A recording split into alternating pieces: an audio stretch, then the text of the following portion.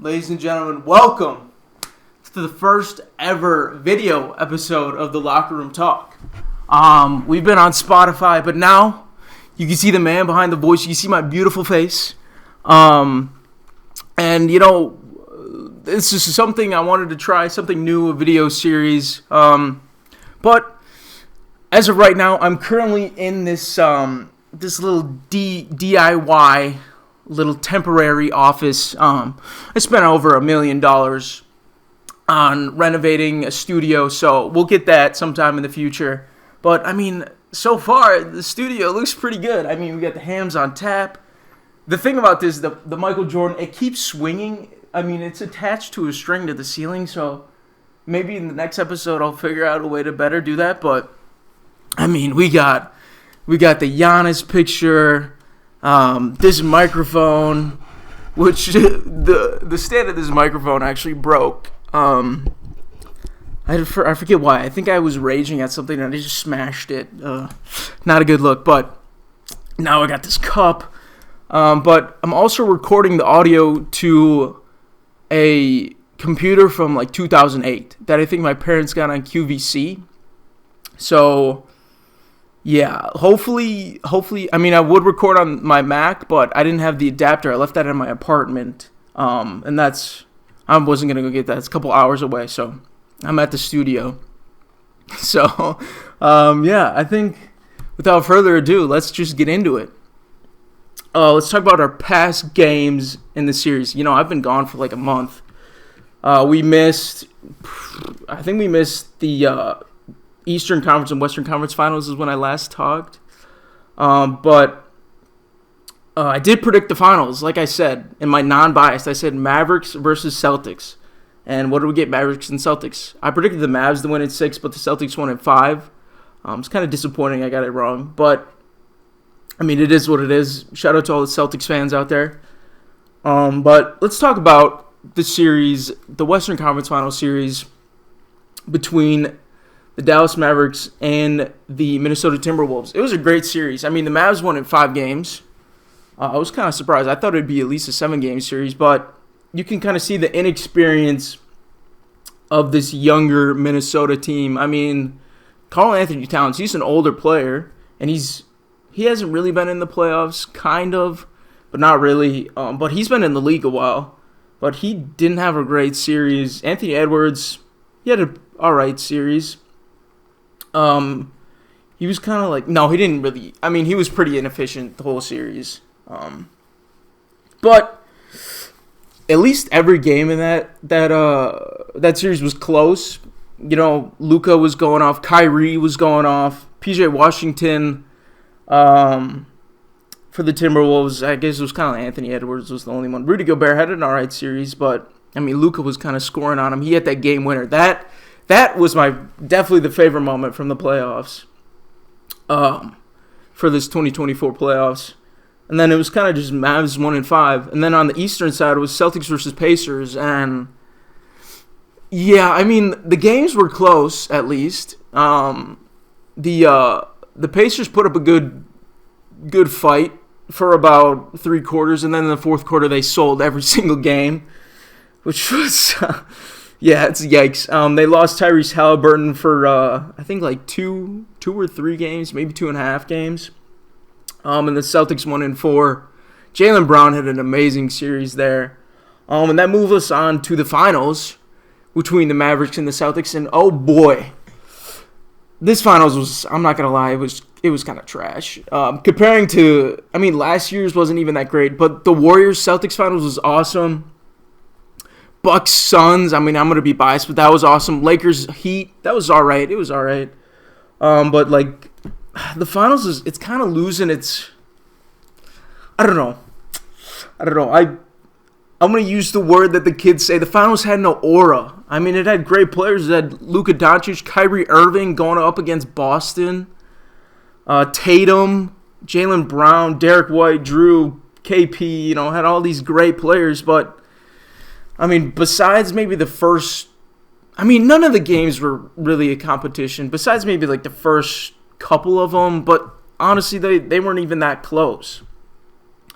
Like scoring wise, like, and there were I can't even think of any memorable moments from the series.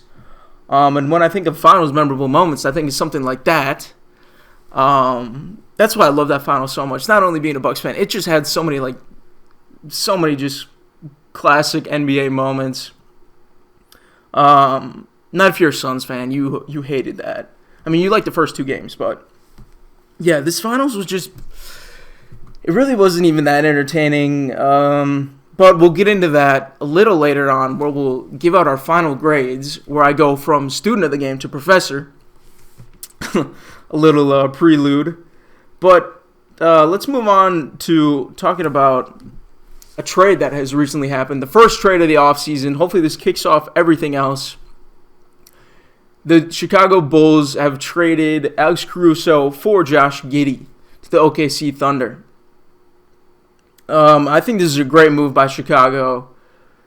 Getting a guard who is a defensive guard, gives your team depth. Getting rid of Josh Giddey also kind of helps with the locker room. He was such a headache this season for them, because they were constantly, everybody on the team was in the media were being constantly asked about Josh Giddey and what was going on off the court.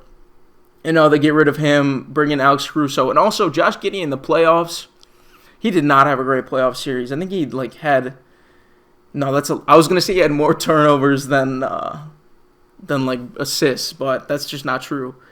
But it seemed like that because he just wasn't impressive at all. But he goes to Chicago where he can sort of be in a rebuild team. I mean, he was in a rebuild team with OKC, but they got rid of him. Now he's in a rebuild team with Chicago. I mean, who knows what Chicago's going to do. Hopefully they offload DeMar and Levine. Vucevic too, but I don't know who's going to want Vuce. Some team out there would want him. But yeah, Chicago just needs to rebuild their entire, franchise right now. So yeah, that was a pretty good trade. Great trade by OKC. Another thing in the news is Malik Monk is probably going to sign a 4-year deal with the Kings, who is for Sixth Man of the Year, a candidate. Unfortunately, he got hurt, but he's going to sign this 4-year deal with the Kings. Great move by the Kings. In other news, the Lakers fired Darvin Ham, and Darvin Ham is now back with the Milwaukee Bucks as an assistant coach under Doc Rivers. So I'm happy, being a Bucks fan, I'm happy about that. But the Lakers now hired J.J. Redick, and he's the guy who I wanted to get the job. Him and LeBron. Oh, who knows if LeBron's going to be on the team if they don't draft Bronny, if LeBron goes somewhere else. But we'll see what that happens. I think this is a great move by the Lakers. First-year head coach, really smart, high IQ basketball guy there, J.J. Redick. He's got a lot of grit. I like that guy. Other than that, Monty Williams for the Pistons has been fired. I don't like that move by the Pistons. I mean, sure, they were the worst team in the league. Honestly, I don't know if I think they were the worst team in the league. But firing Monty Williams, I don't think that was a great move. He's a great head coach. I mean, so some team is going to get lucky and get him on their coaching staff, probably as an assistant coach. Who knows? He'd definitely be a head coach somewhere else. But other than that news, I think that's it right now. We'll get to some later, but I kind of want to move on to our main segment, and that is we're giving out grades in the finals. Students, take your seats. Please take your seats. Today, we'll be releasing the finals grades. As you can see, we have the Celtics and the Mavericks. We have 8 players from each team. They're going to be scored. Oh, and we have the coaches as well.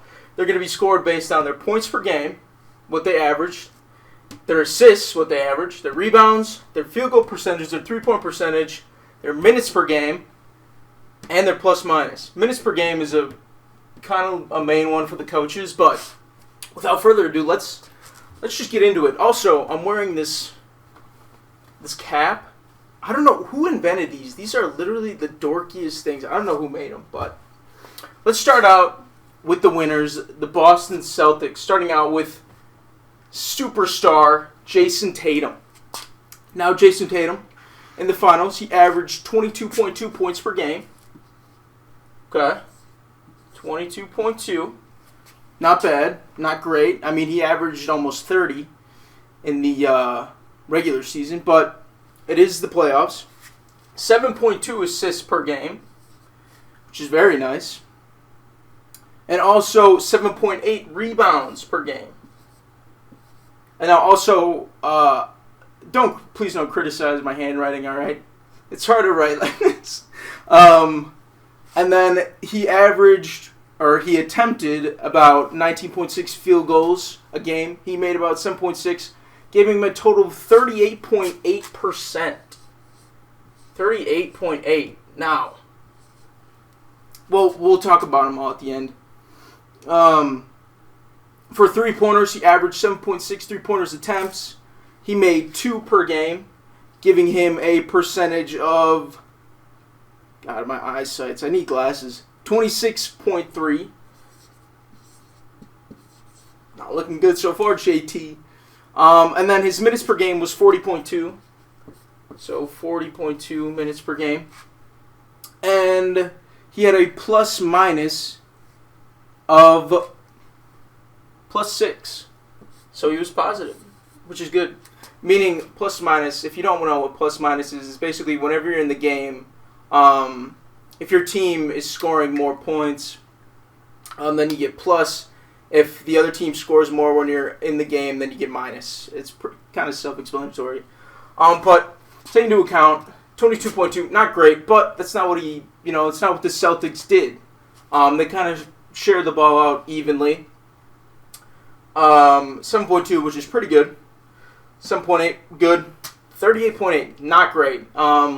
Usually you would want to average around like 50. If you're Jason Tatum, probably like 55. 3-point percentage, 26.3. Not good. Not good at all. Usually you want to, it's like 35 is like the sweet spot. 40.2 and then +6. So I gave Jason Tatum a B-. He didn't have a great finals. I mean, they got the job done, but it wasn't too impressive. I think the main thing that why he's at a B- is the field goal percentage. So yeah, that's Jason Tatum. Now let's move on. Move on to the Finals MVP. That man is Jaylen Brown. Jaylen Brown. I was happy he won Finals MVP. I mean, nobody truly was a standout. At least I believe nobody was a truly standout, MVP of the series. If we're talking about the Pacers-Celtics series, then definitely Jaylen Brown definitely would win the Finals MVP if that was the series, but it wasn't. But, I mean, he won it anyway, so congrats to Jaylen Brown. He averaged 20.8 points, which is pretty good. Oops, I almost said 28. 20.8 points. I mean, I think in the regular season he averaged about probably like 23, 25 in between there. I'm sorry, I'm just thinking off my head. 5 assists, 5.4 rebounds. Not bad. Let's see. He attempted 16.8 field goals. He made about 7.4, so he shot 44% from the floor. So that's better than his co-partner, Tatum. And then for three-pointers, he attempted 3.8, that's someone else. He attempted 6.8 three-pointers a game. He made 1.6. Not a great percentage there. 23.5 for our boy Jaylen Brown. Worse than Tatum. But, I mean, Jaylen Brown, he's not known for his three-point. He's not known for his left-hand dribble either. He's known for attacking the rim. And he was successful at that in this series. Let's see. 38.5 minutes per game. So he did it in 38.5 minutes. Okay, this marker is running out on me. Hopefully you guys can see it. Probably not. Oh, my goodness. Alright, it's really sloppy handwriting. It's hard writing and trying to do this. So we'll see how it turns out. And then he had a plus-minus of +14. So, very good. Yeah. I mean, you take all these stats. He's taken about 2-ish less field goals a game compared to Tatum. Or 3. Pretty much 3. And, he's higher percentage. I mean, these are less because Tatum's going to have the ball in his hand more. This is lower. He had less minutes, but he had that better plus minus. And another thing, I was going to count like the defensive efficiency. I was going to make that a factor, but I was like, meh, who cares?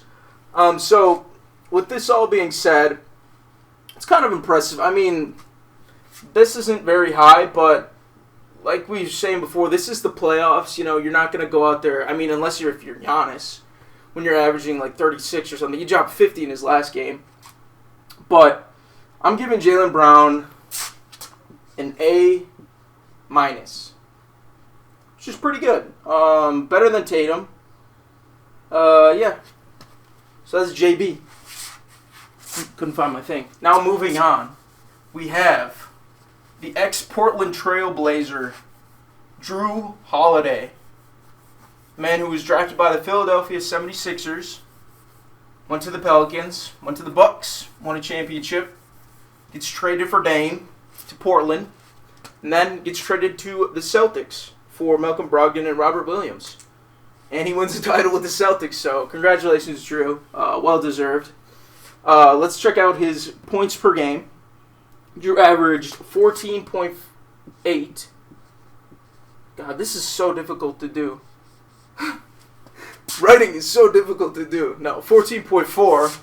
I'm already spreading misinformation. First ever live episode. Assists per game, 3.8. You would want that to increase because, you know, he is your point guard. 7.4 rebounds per game. Hopefully I don't have these mixed up because it would seem like this one would be higher. But 7.4 rebounds per game, that's pretty good for a point guard, defensive-wise. But I guess JT had the ball in his hands mostly. Jrue was more of a catch-and-shoot kind of player, you know, he made his own shot. And instead of, like, you know, looking for others. At least that's what I kind of saw. You might have saw something different, but he attempted 11.2 field goals per game. He made 6 of them, making him 53.6% from the floor, which is very good, especially for Jrue Holiday when you think of what he did last year against the Miami Heat in the playoffs. We don't have to talk about that anymore. He attempted 3.8 3-pointers per game, made 1.6, giving him a total of 42.1% from 3. So, very good. You know, he's shooting above 40% from 3. You talk about that 50, or what is it, 90, 50, 40? Those kind of plays. So, I don't know what he shot from the line, but I don't think he did too hot. I mean, he's an alright free throw shooter. And then his minutes per game, 37.8. So he's right up there with Jaylen Brown in his minutes per game. I mean, he was primarily guarding Kyrie. Jaylen kind of took the assignment of Luka, but they did switch between them. And then his plus-minus, almost forgot. His plus-minus was plus 10. And then you take all these into account. I mean, he averaged pretty much the same in the regular season, about 14 points per game. This definitely went down. This went up. This went up. This went up. It's kind of the same. So, with all this being kind of factored, Jrue Holiday, I am giving you an A. You got an A on your final score. Congratulations, you passed. And now, we shall move on to the man himself, Derek White. Now, Derek White, he didn't have a great series. He had a lot better other kind of series. When they took on the Pacers, he had a great one. And then before that, the Cavs. But now we're on to the finals. Derek White. And Derek White is just like I don't know what happened to Derek White and how he just turned into, like, a solid player. Like, he went from a role player to now being pretty much I would say an all-star. But I think next year he has a shot at being an all-star. It's going to be kind of hard, though. There's a lot of great players. But let's start with Derek White. 13.8 points per game. 13.8. His assists per game, we're looking at 2.6. Yeah, it's not going to be very high. He's a shooting guard. And then his rebounds per game, we're looking at 4.8. It's pretty good. His field goal percentage, now, he attempted 10.8 field goals a game.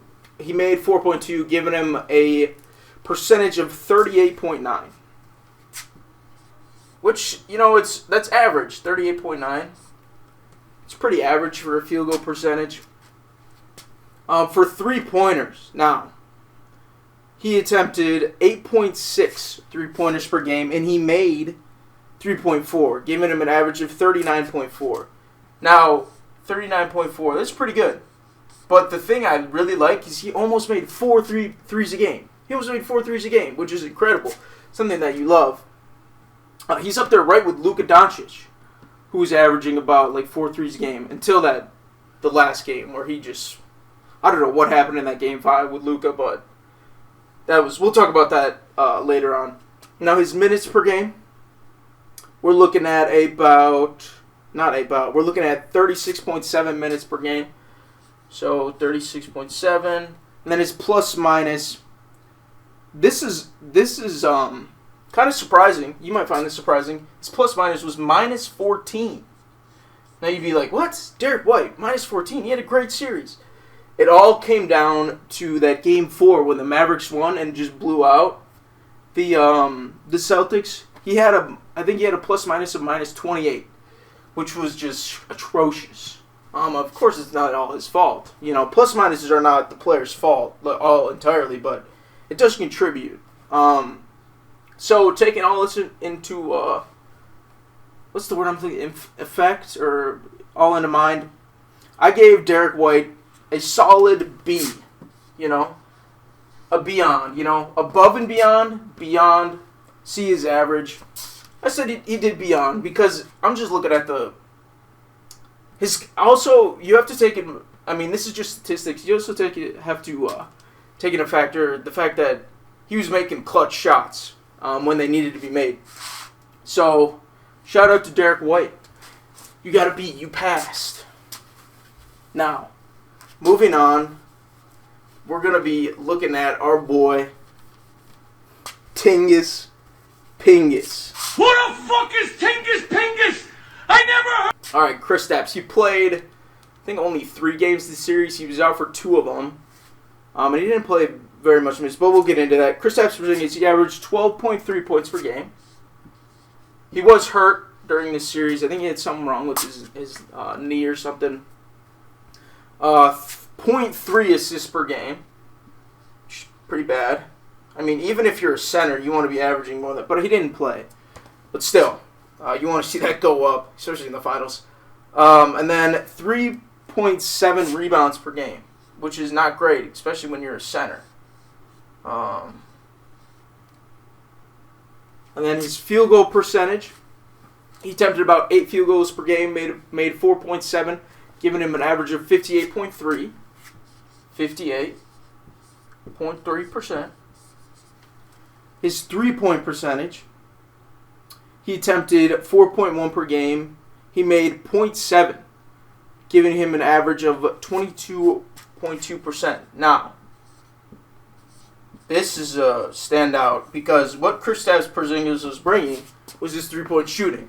And when you're making only 22.2% of your threes, and especially when you're the big and you're supposed to spread the floor, it kind of, it restricts the defense to allowing for more paint pressure. It's harder to score at the rim. But, I mean, Jaylen Brown, just incredible finisher. So is Tatum. They both were. I mean, everybody on this team, Derek White, Jrue Holiday, Jaylen Brown, Jason Tatum. You also said Porzingis, too. They're just incredible finishers at the rim. They were scoring on Gafford, P.J. Washington. Impressive stuff from them.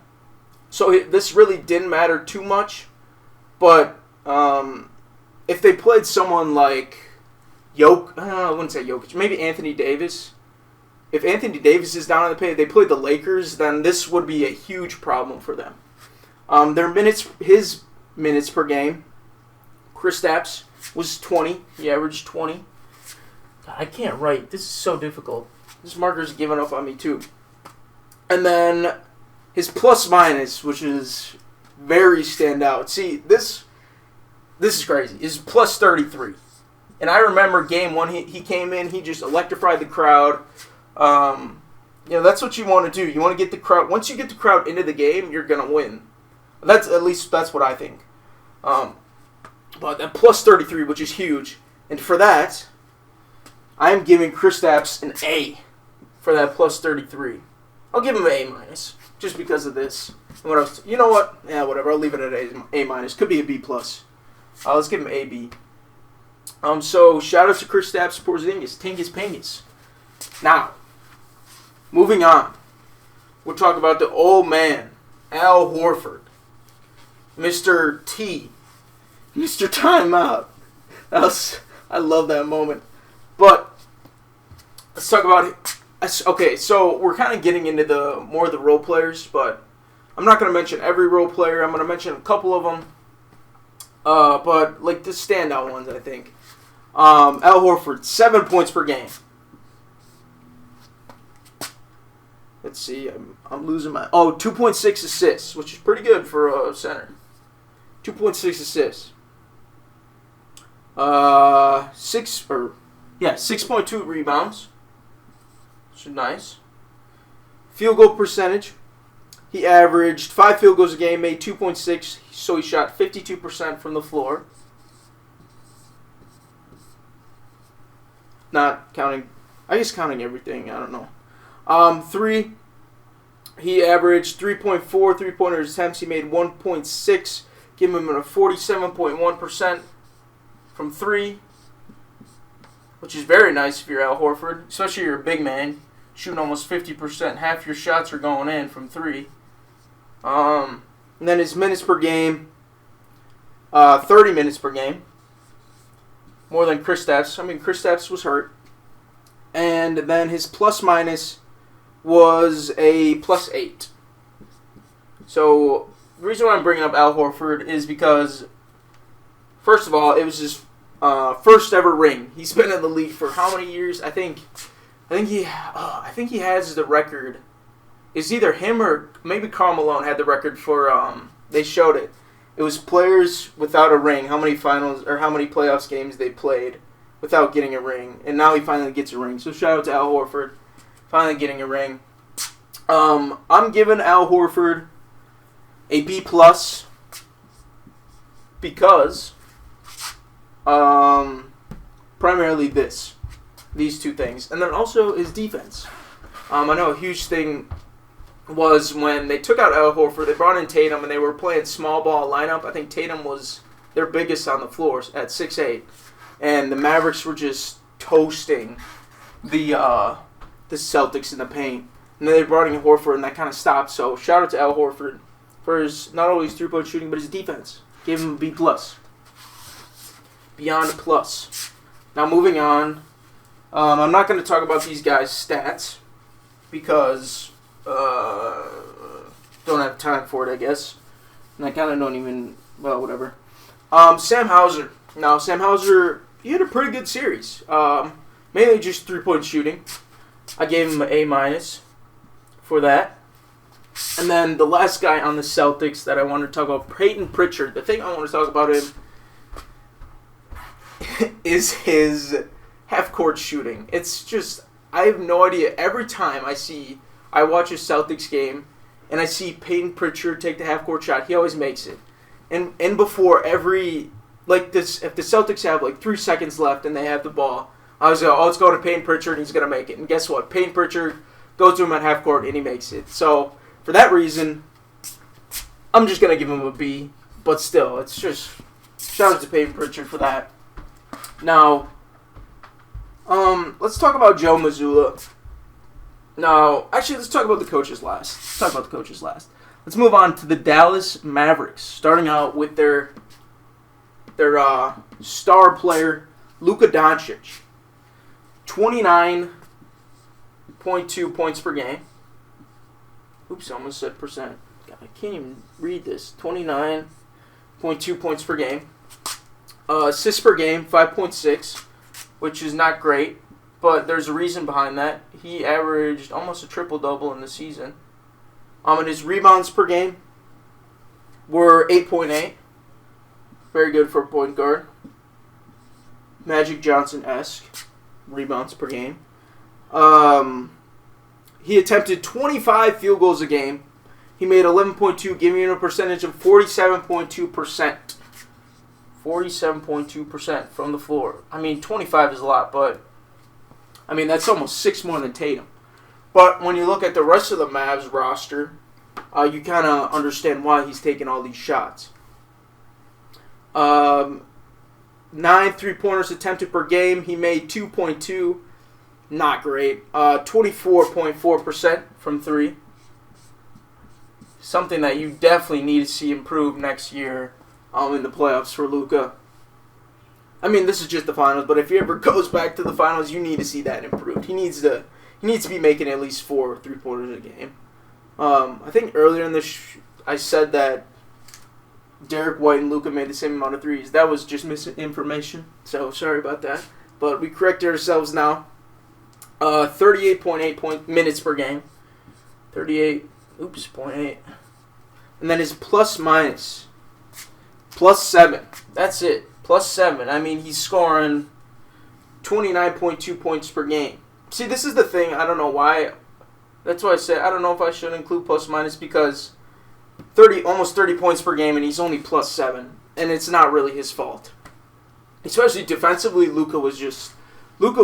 picked it up defensively. It was impressive from what he usually doesn't really do defense, but he picked it up. And another thing I want to talk about was his free throw percentage. He was 58% from the free throw line. In the playoffs, in the finals, you're shooting like 60% from the free throw line. You got to do way better than that, Luka. For that reason, I'm giving Luka a B+ in this finals. Now moving on, we have the man himself, Uncle Drew. Now, I love Kyrie Irving so much, man. I felt bad for him, but I mean, he stomped on the Mavericks logo. Kyrie Irving is now 1-13 since he stomped on the Celtics logo at TD Garden. So, not looking too hot right there. But in the final game, Kyrie went over. He shook hands with all the players, the coaches too. I think there was like 2 minutes left in the game. He congratulated them all. I do feel bad for Kyrie because the amount of hate he gets from Boston. You could say it's warranted or not. Still, he is a human being. Like, come on. But I don't know. It's just I love Kyrie. Also, I want to say another thing about Uncle Drew is that I went to go see the movie with my friends on July 4th whenever it came out, and the funniest thing was when they're making a comeback. The Uncle Drew's team is making a comeback, and the whole theater was just cheering. It was the funniest thing. It was like a movie theater is cheering for like this fake basketball game at I don't know. It was just funny. I just thought I'd mention that. But Kyrie, 19.8 points per game. Which is kind of, when I saw that stat, I was surprised because I thought he would average way less than that. Assists, he was at 5 assists per game. His 3 rebounds, not bad. I mean, you would want to see that improve, but like I said, when you take a look at the rest of the roster, his field goal percentage. Now, he attempted 19.8 field goals per game. He made 8.2, giving a percentage of 41.4%. And his 3-point percentage, he attempted 5.8, made 1.6, 27.7 or 6%. Excuse me. Now, this number isn't great, but I feel like it should have been way less. From what I watched this series, Kyrie he didn't look efficient at all. I feel like this number is a little bit of a what's the word I'm looking for? Like sneaky, It's not really like it's not delusional. It's I don't know, whatever. But I feel like it should be less than that. But his 3-pointer, you can see it there. Minutes per game, Kyrie had 39, and his plus minus was -8, which is not great. I gave Kyrie a C-. He was average, but he was the worser end of average during this series. I mean, as a player, great player, but this series, final grades, this is what this is, C-. Now, moving on, let's talk about P.J. Washington, who had a great series against the Timberwolves. But this series was a little bit different. Because P.J. Washington, he averaged 10.8 points per game, assists per game. It's not going to be a high. He's a center. 1.4, 6.2 boards. Not great, but it's all right. His field goal percentage. Now, this is where it gets a little dicey.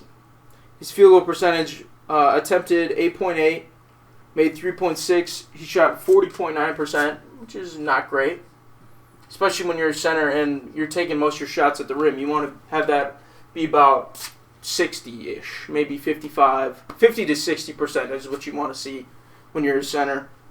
And then his three-pointers. 4.4 three-pointers attempt per game, 1.2 made. Give him an average of 27.3%. 27.3%. Not good. Not good at all when you're P.J. Washington. This is not good because they were using him similar to kind of Porzingis. They were using him to spread the floor. And when you have a guy as in Luka Doncic who is going to get double-teamed, you're going to be open being a center, especially in the pick and roll when you're fading out. And you're only shooting about 30%, making 30% of your threes. That's not what you need. He was a huge factor in the reason why the Mavs struggled in the finals. And it's just, that's a fact, man. 32.6 minutes per game. And then his plus minus was -28. Yikes. Not great at all. Like I said, this was the main contributing factor for his grade. P.J. Washington, I'm sorry, but I'm giving you a D-. Not an F. You didn't fail, but you sure came close. So hopefully you don't, if you ever see this, hopefully you don't take that to heart. Use it as motivation, man. That this kid is giving you a D-. All right, let's move on to the Washington Wizards player, Daniel Gafford. Now, Gafford doesn't shoot threes like P.J. Washington, but didn't have a great series, too. Gafford, 8 points per game. God, I can't write. 8 points per game. 0.4 assists. 4.4 boards. He attempted 6 field goals a game. He made 2.6.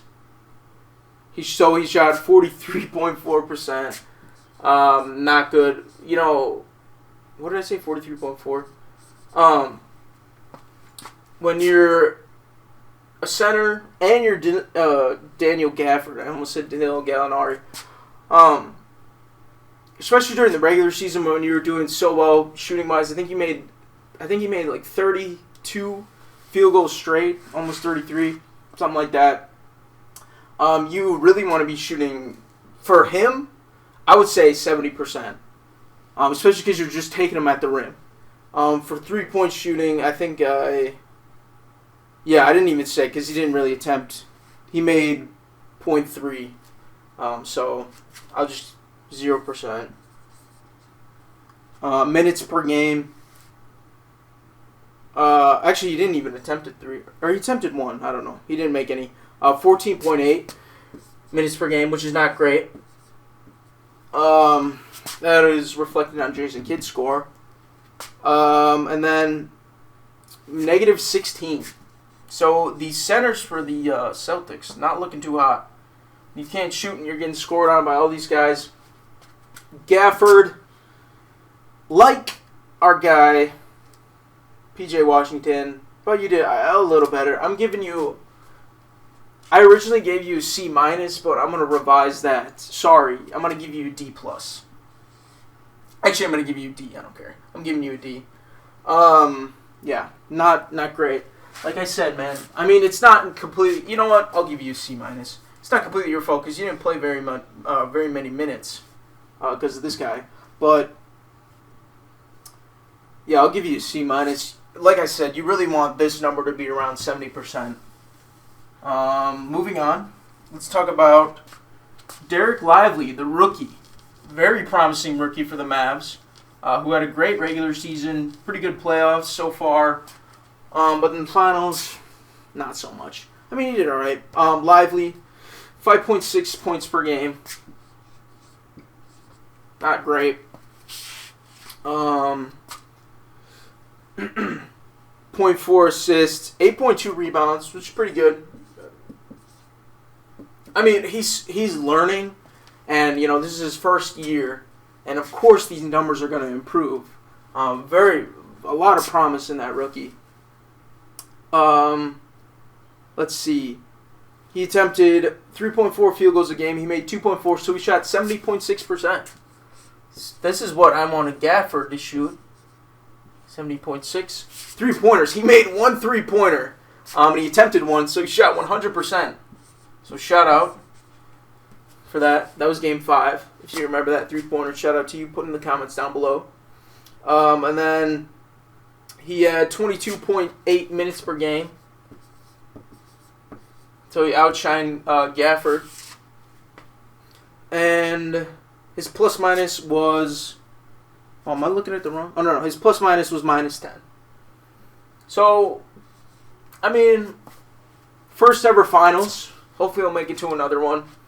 He did all right. This number is very promising, but like you said, he made a lot of errors. I don't know, like you said, I don't know why I said that, but he made a lot of errors, which is why I'm giving him a C plus. I'll give him C plus. C plus. Because, he was average. He was a little bit above average. Pretty good. All right, moving on. Let's talk about our guy, Derek Jones Jr. I think he won a dunk contest, pretty sure, when he was on the Heat. Now, the thing about Derek Jones Jr. was so surprised this year that he transformed his game into shooting three-pointers, into being like a three-point shooter. And that's going to keep his career alive, which is, shout out to you for doing that, Derek. Derek Jones Jr., 6.6 points per game. And this looks like G.G. I can't even. 6.6. Whatever. You know what that is. Assists per game. 0.6. 2.8 boards. He was a role player. He shot, let's see, 6 field goals attempted, made 2.6. Shot 43.4%. 43.4%. It's alright. Not really. I mean, that was kind of surprising because whenever I saw Derek Jones Jr., he's a great finisher. I was surprised at how good he was finishing it in the paint. For 3, he attempted 2.4. He made 0.6. So he shot 25% from 3, which is not great. Especially in the regular season when you kind of build yourself up to being this three-pointing threat. And then you're only shooting 1/4 of them are going in. Not great. Minutes per game, 23.2. What that tells me is that if you're only taking about 6 shots a game and you're getting over almost 24 minutes a game, you're running a lot of cardio out there. But you are with Luka Doncic, so I'm going to give you a pass. I will give you a pass. Let's see, where else am I at? Oh, plus minus. -15. -15. All right, taking all these factors into account, that's the word I was looking for, into account. I gave Derek Jones a C. He was an average player. Nothing that stood out. Yeah, I'm just giving him a C. All right, moving on. Now we talk about our final 2 players. Our first player, Tim Hardaway Jr. Now, I saw on ESPN, I can't find the screenshot anywhere, but I saw it. ESPN said that the key to the Mavs winning the series was Tim Hardaway Jr., and everybody on Twitter was clowning. I think it was like Kendrick Perkins. Now, Kendrick Perkins and I don't have a great record so far. I mean, what he said about Giannis having the most pressure to win a ring was not... I mean, he did have a lot of pressure, but it wasn't true. It was guys like Jason Tatum who had the most pressure, and guys like Embiid had the most pressure to win a ring. Not Giannis, but besides that, I said Tim Hardaway Jr., he was getting so much hate on Twitter, and I saw that and I was like, they're right, because Tim Hardaway Jr., he's just been, these playoffs has just been, sorry Tim if you're watching this, but you've just been trash, okay, I'm sorry. But, just not, you've been bad. And then in the past, when you're one of the leading candidates for Sixth Man of the Year, you're averaging like 15 points off the bench, and now you're averaging 3.8 points per game. Granted, he didn't play every single game in this series. I think he was dealing with an injury, but 0.3 assists, 1.5 boards, averaged 3.8 field goals attempted. I don't remember what he made, but it was 33% he made. And, 3-pointers, averaged 3, made 1.33, shot 41.7%, which is alright, but the 3-pointers he was attempting is just, and the shots he was attempting were just bad shots. Tim Hardaway, I don't know what, Junior, you gotta, I don't know, I don't want to say you gotta get in the lab, because what do I know, but, you gotta get in the lab, man. Maybe I'll give you that motivation. 11.9 minutes per game, so very low. And, almost said percent. 11.9 minutes per game, which is, it's alright. To be honest, I would probably, if I was Jason Kidd, I would have done the same, because, this guy, he's not very efficient. He's taking bad shots. He's not helping your team. You don't want to give him too many minutes. In this series, at least. Sorry, in this series. Plus minus -9. But like I said, he definitely was a huge X factor for the Mavs. If Tim Hardaway could have 15 points per game, he could go out there. I mean, he scored 40 points this season for one game, and now he's 3.8. Like, what's going on, man? So for that reason, Tim Hardaway, you are getting a fail. You failed. I'm sorry, man. Hopefully you never see this. Or maybe you do, you get it as motivation, like I said, but you failed. Now, our next guy, we're talking about Maxi Kleber. Now, similar to Tim Hardaway, these two players, great human beings, but I've never met them, but I'm assuming they're great human beings, but players, come on now. Maxi, I'm giving you an F, man. I'm failing you, because you're a 3-point shooting big man. And throughout this playoffs, when I've watched, you've got the ball. The first game against the Clippers, sure, you shot the ball. Shot the ball very poorly, but you shot the ball. The next couple games, you got the ball wide open, top of the key. Throughout the playoffs, you got the ball wide open, top of the key. You didn't shoot the ball. You lost your confidence. And for that reason, I'm failing you, because you lost your confidence. So, don't take it personal, but get your confidence back, man. Work on that shot. Just keep shooting, man. And now, for our final grades, we're grading the coaches. Because as you know, one day I will be an NBA head coach. And I can grade the coaches. Now, I'm basing this off of when they call the timeout, how they use their minutes per game, how they use the players, how they kind of call the plays, spread the ball around. For Joe Mazzulla, you are getting an A. Great coach. Joe Mazzulla, inspiring. Look up to him I want to be a coach, look up to him. Joe Mazzulla, great coach. You're getting an A. Jason Kidd. Now, you were a Bucks coach, and you did tell Giannis to stop shooting three-pointers, and I do think that hurt his game. I mean, you can see it now when he was young. But, you know, that's all in the past, right? When it's hard because his players did so poorly, when do you blame that? I mean, if all these players are doing so poorly, and it's like you have to put some blame on the coach then. Because if it was just like 1, 2, or 3 guys who are playing like crap, then you'd be like, oh, okay. I mean, Celtics are a great defensive team, but that's when you think that, oh, you need to be coming up with these schemes to beat the Celtics, and you just didn't really do that. And the timeouts you called, they were all right. You were very liberal with the timeouts. Shout out to you for that.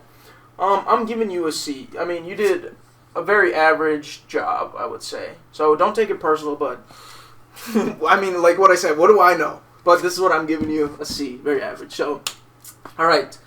Class is now adjourned. To those who have passed, enjoy it. To those who have failed, hit the books, man. And if you want to do better, hit the books. Okay, I almost forgot. We forgot to do our signature segment, Hotter Than Fish Grease. Hey, Mark Jones. How would you describe Jaylen Brown in this series? Oh, man, he's hotter than fish grease. That's right, everybody. Jaylen Brown has won the finals Hotter Than Fish Grease player. I mean, he got the trophy, so he's going to win the Hotter Than Fish Grease player. Could have gave it to Luka, but like I said, didn't shoot very well from 3. Jaylen Brown, I mean, he didn't shoot very well from 3 either, but his finishing, his all-around play, I'm giving it to Jaylen Brown, so shout out to you. I don't know. Shout out to you. Okay, ladies and gentlemen, we are back into the studio. Now, hopefully you guys like that little segment. I thought it'd be something kind of fun to do. If you got a problem with my finals grades, you can write me a letter and then just throw it in any trash can. I'm sure it'll get to me. So if you got a problem with that, just do that. But we're not finished yet because we still have one more segment, and that is, where will James Harden end up? Now, James Harden has been on, let's see, he was on the Nets, the Sixers, the Clippers. He's on 3 different teams in the past, 3 years. Yeah, and it just seems like each year he's going to try and go to a different team because he's chasing a ring. He is. He's getting up there in age. I don't blame him, but who's going to want James Harden? Who's going to want this man? We'll see.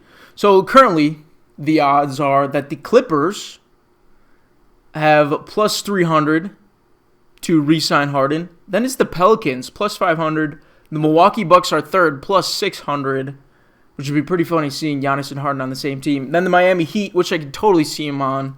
Then who knows what they're going to do with Jimmy Butler, but we'll get to that a little bit later. And then no team / international team, so he'll either retire or he'll go to Taiwan, play with Dwight Howard, DeMarcus Cousins, all those guys. But I thought that, who in the world knows where James Harden is going to end up? Who really does know? And there was one thing that I thought of let's spin a wheel to see if he's going to go to this team. So right now, I've got a wheel. Hold on, I'm trying to open up this this software so I can record my screen. Let's see. There we go. Start recording. Perfect. Now, NBA team wheel. Let's spin this wheel to see which team James Harden will go to. Okay, it won't spin. Oops. Let's spin. Oh, James Harden, you are a Dallas Maverick. Okay. I don't hate it. I don't love it. I mean, they're another ball-dominant guard in Dallas. I mean, it's kind of what they did in the Brooklyn Nets. But there's one thing we can ask to make sure, and that is we can see into the future. I actually know how to see into the future.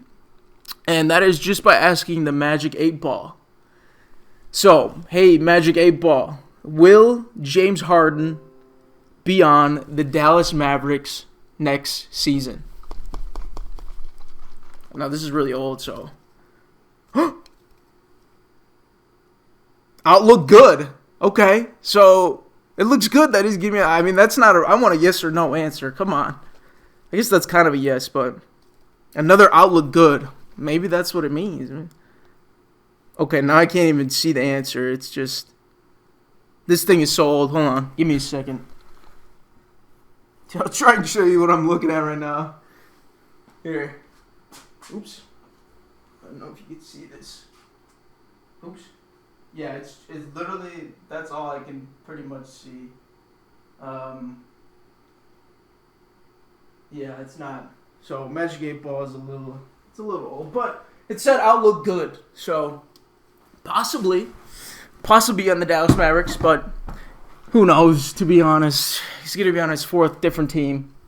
Yeah, with all that being said, though, that's going to do it for this week's episode. I'm going to be back next week. I'm going to react live. I guess kind of live, but I'm going to react to the video of the NBA draft. I'm not going to watch the draft.